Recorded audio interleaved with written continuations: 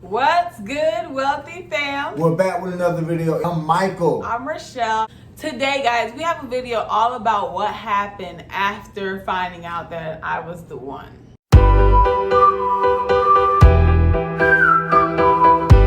This video is simply coming off a few questions and requests that we have from some subscribers that we're going to tackle on that from our previous video where we talked about how God brought us back together. And one of you guys asked us, and preferably you guys are looking at this video, one of you guys that asked a question was, what was the question again? The question was, how did we rebuild trust and what was the waiting season like? Let's do what was our waiting season like, and then we'll touch on how we rebuilt the trust when we got back together. So what was the waiting season like after we stopped talking, I guess? I believe the subscriber was talking about from when we took that break, because in our previous video we talked about she departing from me for like 6 months or whatever. Yeah. So we both had different journeys in that moment. So the waiting spot. I was dating someone within the 6 months, and then we broke up. Right, you was dating somebody while we was apart, or you was dating.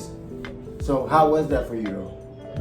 Like, what was your whole waiting period? Like, what were you going through? What was your mindset? Because I believe, as we get deep into this, it's gonna be able to help somebody that may be waiting, not necessarily waiting from the standpoint of separating from somebody, or just waiting on God to get to that place of marriage. You know? I would say still had the wrong mindset of dating. So while I was dating someone, it was just still like, trying to get a man, or always needing somebody, basically, because I always felt like I needed somebody. I couldn't be single or by myself, so it was still me dating wrong. And getting into this relationship with trying to get to know somebody, and then really end up in, I guess, heartbreak. Oh, I'm sorry. My question is that really waiting, dating other people? I guess you're right. And then the question is that, like, two questions. That's a good question. Is that waiting or I guess I was just talking about our separation period. What you were doing. Yeah, I wasn't really talking about waiting. Because honestly, I felt like I was that type that jumped into relationship after relationship after relationship. Because like I said, I couldn't be by myself. So did I have a real waiting season? There was a season where it was just me and God. I felt like I was just literally in my room. It was just me and God all the time. It was worship music. It was my Bible. It was my journal. And that to me was my, I guess, waiting season. So while we was apart for those 6 months, I recall I went through a few relationships as well. A few? I went through, like, I didn't go through a lot of relationships, but I did talk to different females. See how he wasn't ready? Right, but let me tell you, I still have my come to Jesus moment, even in those relationships. Yeah. Because I remember going on. It was like the prodigal son? Nah, because it was like the prodigal son moment. For y'all who don't know who the prodigal son is, the prodigal son is a young prince or a young man who wanted his portion of his inheritance. He went out, swindled it, ended up losing everything, and then he ended up in the pig, laying down with the pigs. And the Bible says he came to himself like, I'm greater than this. Yeah. And I believe, like, even my father's servants live better than this. Right. Yeah. And then he went back home. Exactly. I believe that's what the Bible said.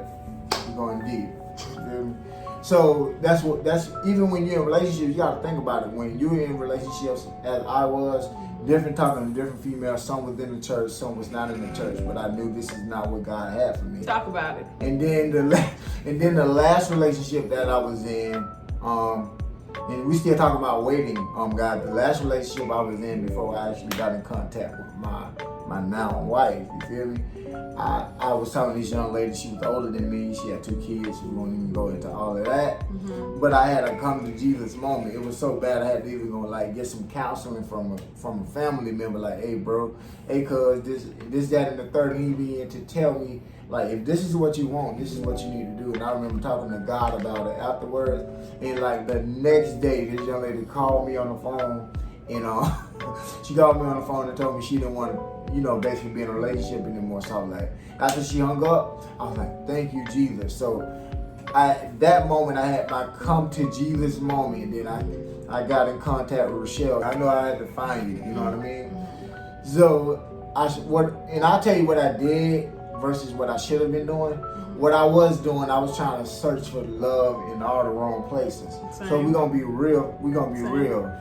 And in that waiting period, I should have never been searching for different relationships because before I met Rochelle, I was in a really, really toxic relationship. I think we're giving answers what happened within that 6 months, but then we're also talking about our waiting period, and that's like two different things. Right. No, you're right.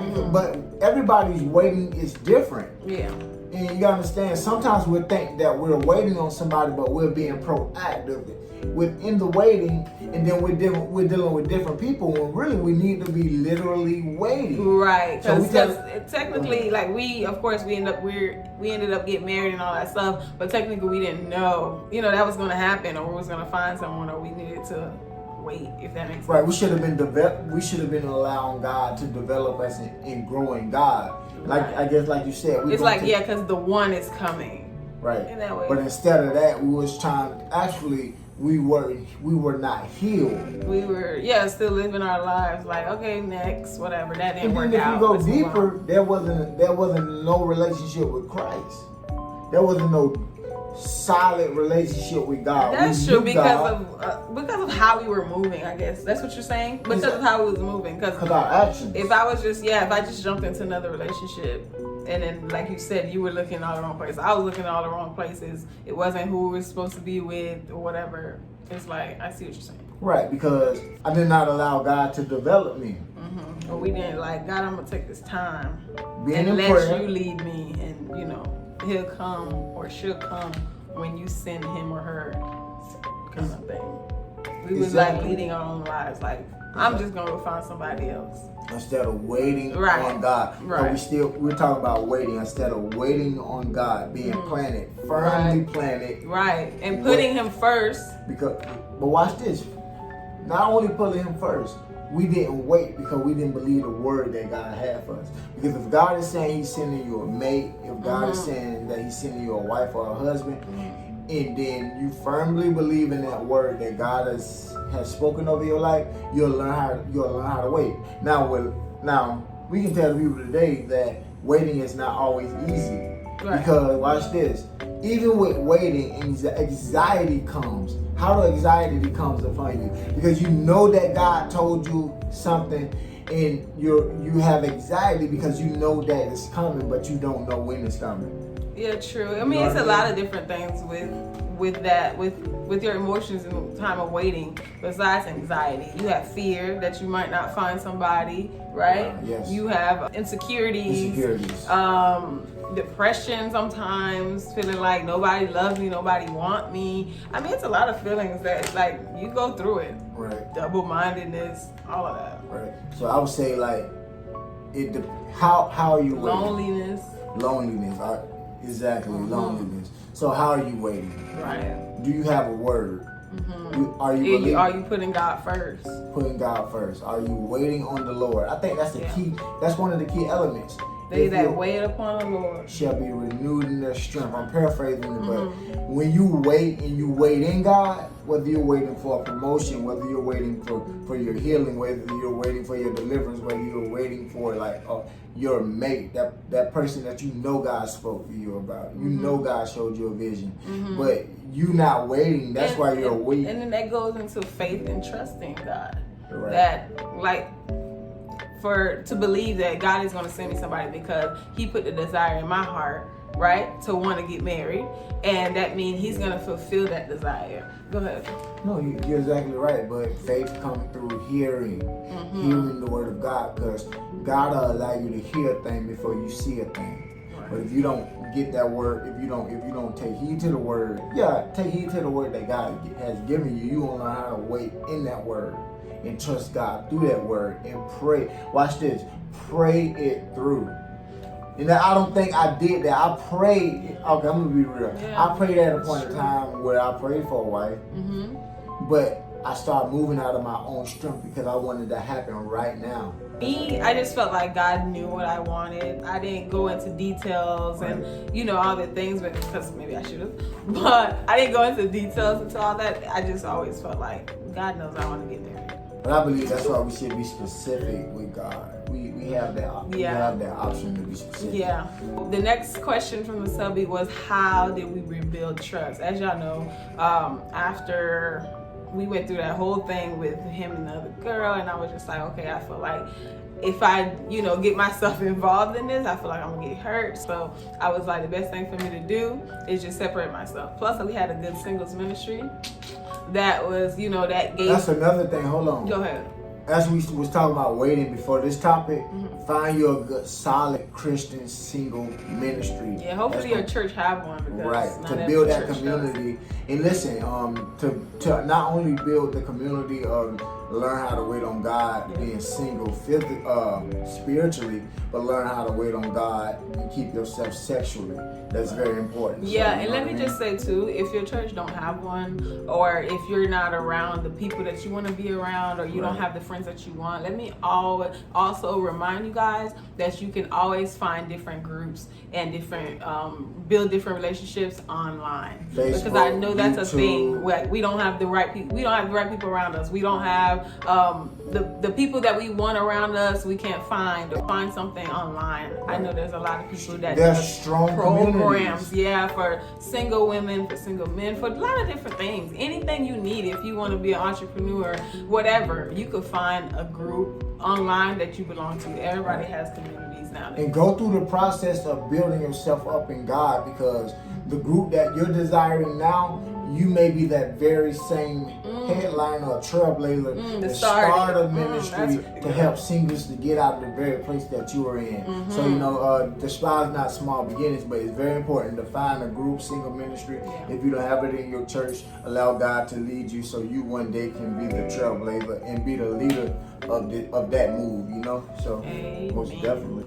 Rebuilding trust. So I felt like, I stepped away. I was just like, forget this. We could stop this right now. I cut it off. And then we stopped, of course, talking for 6 months. So when we got back together, after that whole 6 months, we got back, we started talking again. Go back to the video if y'all want extra details. And then, like I said, everything now flipped. It felt like he was desiring me now. And, versus before I was desiring him, I was trying to pursue him, and it was like he had a wall up because I guess he wasn't in that headspace. And then by the time we got back together, he was serious, he wanted me, he was pursuing me, and now I had a wall up because I'm like, no, you I don't even want to say hurt me once again because it wasn't that deep. But I felt like you were playing games, so I'm not sure if I want to even get back into this, or not even get back because we weren't together. But I wasn't sure if I wanted to give this a try for real. Right. So I didn't trust him. I just plain out did not trust him. So did you feel like you had a trust issue with me before I continued? Well, not far as I didn't have trust issues from the standpoint of not trusting you to hurt me, or not trusting you. Let me take that back. Not trusting you from the place of, or you may hurt me, or you may try to run game. It was a trust thing, more like I didn't know you, and then I wasn't trying to get to know you. I'm talking about when we got back together. You didn't want to get to know. Oh, I'm working this. Oh, go ahead. I was confused. Now from that standpoint, that initially wasn't my thing. So once we got together and official, I had no wall, so I had no problem with trusting you because I already prayed about it, and I know the Lord had already showed me.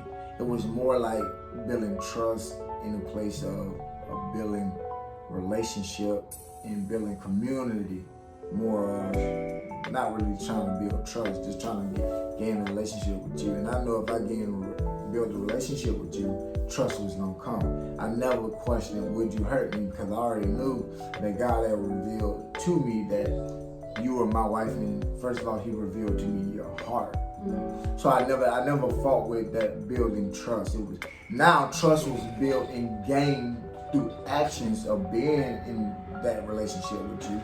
at the beginning. So yeah, I gained trust with you by spending time, but I didn't have trust issue with you as far as getting to be with you in a relationship. Now, some trust issues I had towards you, and it had nothing to do with you, but it was emotional. It was not trusting you with my feelings, not trusting you with my heart. So I still was going through a healing process. So when it comes to that place, I had to gain confidence in the God in you and you as my wife to let you into certain areas concerning my heart, my secrets, my mind. So for me, I didn't trust him because, like I mentioned, I felt like he was playing games before. So it's, I think, like he said, as we talked more and build relationship, I was very vigilant. I was watchful. I was careful. That's the time you want to spot out red flags that he was changed. I could tell he was changed because of how open he was with me, where before it was like pulling teeth, like I mentioned before. I didn't have to fight him on anything. Now it was me that had to, that was me fighting now. So as we was building the relationship, we did build trust. I saw how open he was. I saw how just different things, like even around his phone, where before I felt like, I don't know, it was weird with your phone or whatever. Right. I mean, those red flags. If you were somebody, y'all, this is like a side note. For real, yeah. Y'all together and somebody hiding their phone. I'm not saying you necessarily, if you guys courting, I'm not saying you need his password. Right, but I'm talking about he always walking out of the room. She always walking out of the room. Phone turned upside down. Things like that. Those might be red flags. Yeah. I mean, that's just some things to pay attention to.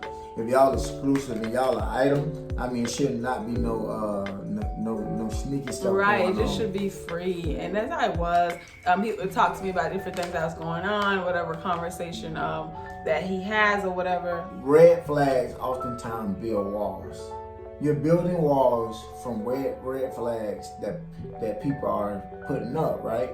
But you're only building walls to protect yourself, but not really ready for the person to leave. Because you don't need walls from nobody that you're dismissing out of your life. You feel what I'm saying, Rochelle? Yeah. So what's the use of keeping somebody in your life that's sitting all these red flags, causing you to develop walls and in your life? insecurities. And insecurity. Let them go. Remember, red flags ultimately build walls. But why are you allowing walls to be built? Why are you allowing walls to go up and allowing a person to stay in your life? Just to feel like you got somebody there? Yeah. Just to feel wanted? Just to have a heartbeat? Just to feel validated? It's not worth it. They have to have changed behavior. And I know that's basically what I knew that I had was changed behavior. Yeah, it's true. That's what I noticed. I watched the way he moved and the way he treated me, the way he wanted me, desired me, pursued me. It was completely different, and that caused my walls to break down and let him in and trust him. And it was like a completely different Michael, to be honest. And I love that. Right. I can't wait till we start talking about being equally yoked. We just wanted to let y'all know that that's what we forgot to mention in the beginning. We are starting a brand new series. That's why you guys see us today after a couple months. But we've been talking. We definitely always talk about our channel, always talk about Journey to Wealth, our brand. We always have conversations. Sometimes we may not get to sit down and actually shoot, but just know that we love y'all. Y'all always on our mind. We love reading the comments. We love seeing the new people that's subscribing and joining our wealthy family. So we love y'all. Exactly. Like, the comments are so overwhelming. Yeah. I mean, with love. The response to our story. It's amazing. It's just like, it doesn't matter how many comments come in. It's like every comment counts and we read them. Yeah. And we try to respond right back to them. And speaking of that, guys, don't forget to like, comment, and subscribe to this channel. Yes. We got so much great things, great dialogue. Remember, we always talk about Journey to Wealth. It's not just about money, but it's about your physical, your emotional, financial, your well-being, spiritually, ultimately, your whole man. Your spiritual well-being. Yes. So the next question was, how long were we together before getting married after we got back together? All right, cool. So we met, I believe, 2013. 2013. We got back together 2014. We got back together.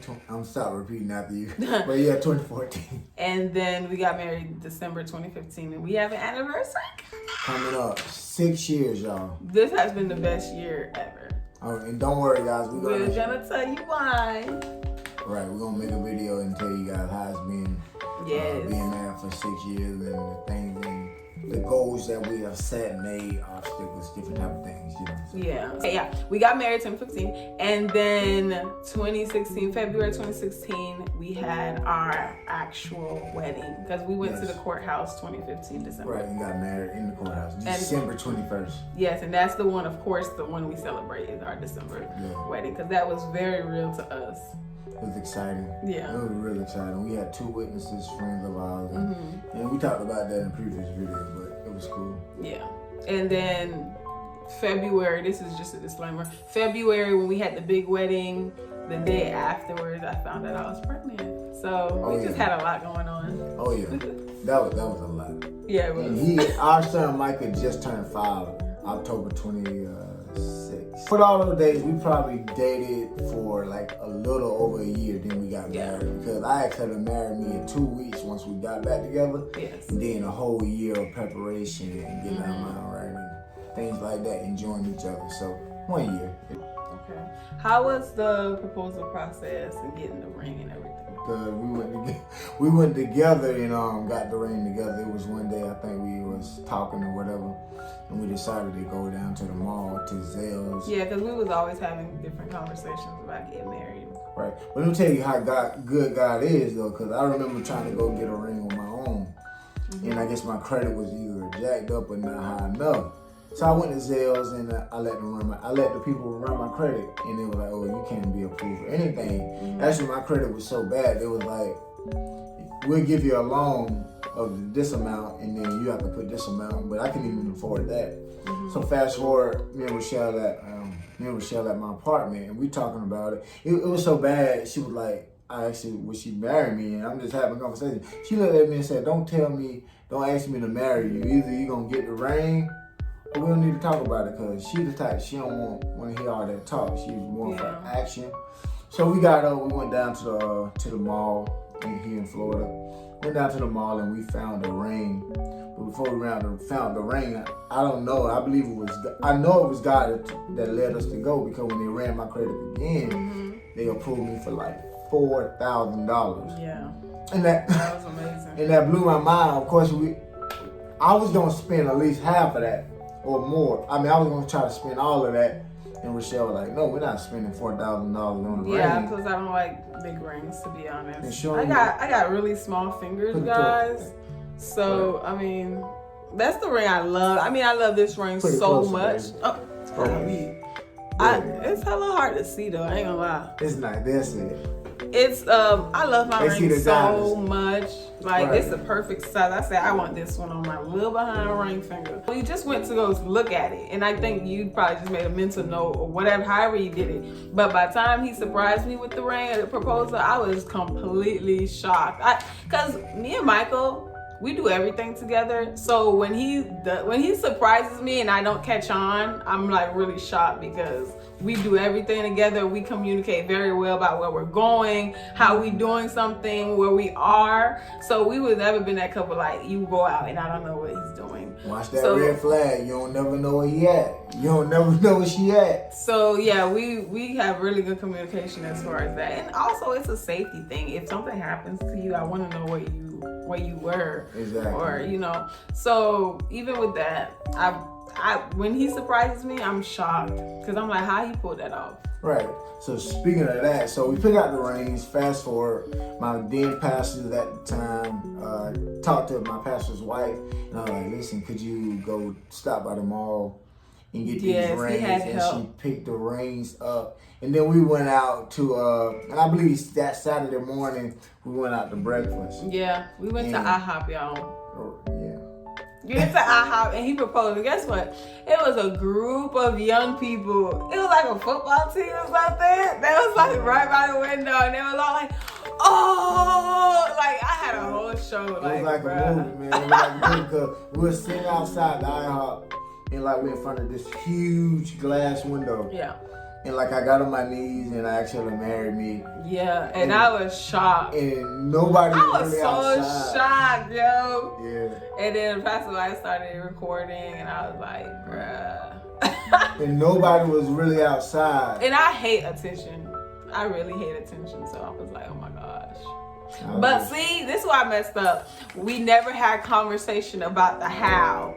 And you know, not everyone knows how to do it. So I feel like I didn't give proper instructions. Right. Because maybe I wanted something private, like no one there but us, you know? Right, now for me it wasn't no big deal because I know nowadays if you look on social media, everybody is like having these big proposal things. I'm talking about they make sure that the bride nails are going to be done. She gonna have a full face of makeup.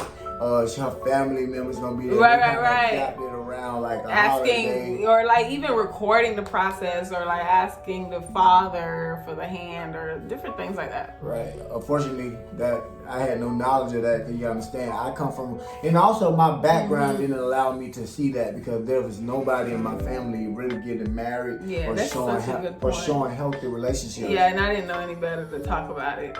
Right. Because I was thinking like it's something people know, but no, you should talk about it. Right. So make sure if you want your proposal a certain kind of way, without giving it up, just, y'all know how we do. We do a lot of pillow talk. We do a lot of, as you're building and knowing, you'll get like an idea of what you may want. Because if you're a man, you should say, hey, how would you want this to go? Like, or do you want like people around, or do you want this private? Things like that. And women also be specific.